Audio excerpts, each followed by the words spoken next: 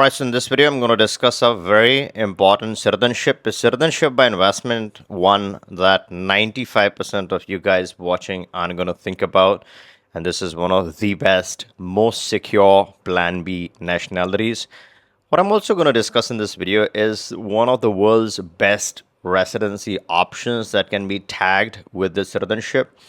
I'm going to discuss Qatar residency, or how you obtain Qatar residency for next to free. Right? I'm going to discuss that in this option, the best option to get Qatar residency. And then, of course, the prime focus is going to be Cambodian nationality. How do you get Cambodian citizenship? Why would you want a Cambodian citizenship? Now, I did a video a little while earlier about layering, and I talked about Vanuatu, the cheapest and the fastest, quick and dirty option, right? That you can strike in a few days. You can obtain the Vanuatu citizenship. A lot of people, more than you think, a lot of people want fast, quick, under the radar citizenship. It's a legit country. How many countries are in this world? 195. Is Vanuatu a real country? Of course it is. Is it a legit country? Of course it is. Forget the reputation for a second. You already have a reputed passport. Good for you. Keep it on one side. But on the other side, people who have limited life left, right? You're not going to live forever. You've lived half your life. Let's say you're in your 40s, early 40s. Or let's say, see, the age is not really the factor here. But what I'm trying to say is if you have lived half your life and you have half remaining, you have nothing to lose, only to gain. And Vanuatu is your friend. So in that sense, if you're looking for quick and dirty layering, Vanuatu is okay. It's the cheapest CBI, it's the fastest CBI. And then you tag other residencies on top of that. But if Vanuatu is too much of buzz for you, then I would say one of the Caribbean citizenships is okay. Let's say you're talking about Grenada. I think that's the best one out of most of the other ones. Some of these are busted, right? The reputation is not that great. And let's say it's all about the reputation. If you're spending money, might as well spend a couple of bucks extra. Get a true, secure, stable, strong Plan B. And it doesn't get better than Cambodia. Now, is this for travel mobility? Is it going to give you visa-free access? No, we're not going to discuss visa-free access in this video.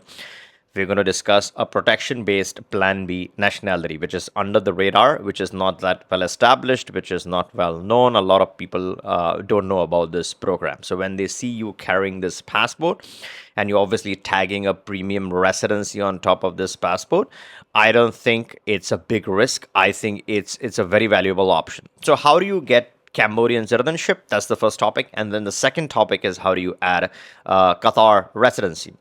Now, Cambodian citizenship is through investment. There are a couple of options. One is you go straight donation. I don't like the donation route in this case. You're looking at 250K, 245K to be precise, is the donation amount, and then you have a bunch of crazy fees on top of that. The total of that eventually you'll be shelling out is going to be closer to 340K USD. Again, there could be some discounts at play here, but that's the ballpark. You're looking at spending 320 to 345K in this CBI. That gets you the Vanuatu passport. It's a true Asian Plan B. It cannot get more secure than this. Good luck for anyone trying to mess around with you or trying to pull you out of Cambodia. And I'm talking about doing legal stuff, right? Legal citizenship, legal program. You're not going to do anything crazy. But if shit hits the fan and you have not done anything wrong, you're correct. Other people are wrong. They're framing you. They're behind you for no reason. Then Cambodia is going to be a friend. Okay. And the other option, which is my favorite option, is lets you pay slightly more and just get a real estate, right? Strike the best deal, right? You work internally with officials to not only benefit them, but also to benefit you, right? It's going to be a win-win situation. Don't forget, they're giving you the passport, so you're going to pay something. It's not going to be the best of the best real estate deals, but let's say you get a 50% deal, you're good with it, you're happy with it, you grab the property, right? You have a presence in Cambodia. You can then later on sell this property. Let's say you recoup half or slightly more of your investments. It's eventually not going to be a bad deal. You're going to have a base in Cambodia. So that is the citizenship aspect of this whole thing. How do you tag Qatar? Now, I did make a separate video about Oman and how Vanuatu and Oman sticks together well. It could be a good combination. You can tag Oman on Cambodia. This could also be a good combination, but here I'm going to discuss Qatar. Qatar, because of the premium residency, it's not as polluted as, let's say, I would say in some cases, Dubai. Dubai could get intense, right? So Qatar is slightly cleaner, in my opinion. And secondly, the thresholds are much lower. So you can purchase a condo in Qatar. And if you purchase a beautiful sea-facing condo, you're looking at shelling a minimum of 200k USD. Now that 200k USD is going to get you the condo of your choice. You can live in this location, right? It has excellent connectivity. It has a GCC permit.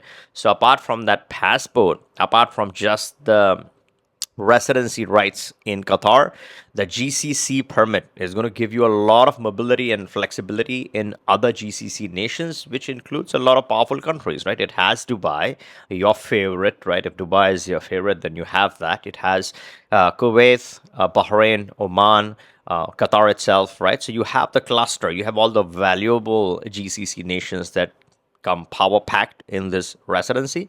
So 200k in your own property and pretty much a free residency permit along with it. So you have GCC, you have the Cambodian passport. Now the Cambodian passport has some very exotic visa free access, and this is not for the faint hearted, right? It's for the extreme savvy people who have two or three things. So regular folks are not going to understand this. You need to have some cash. You got to be successful with a lot of lying around cash.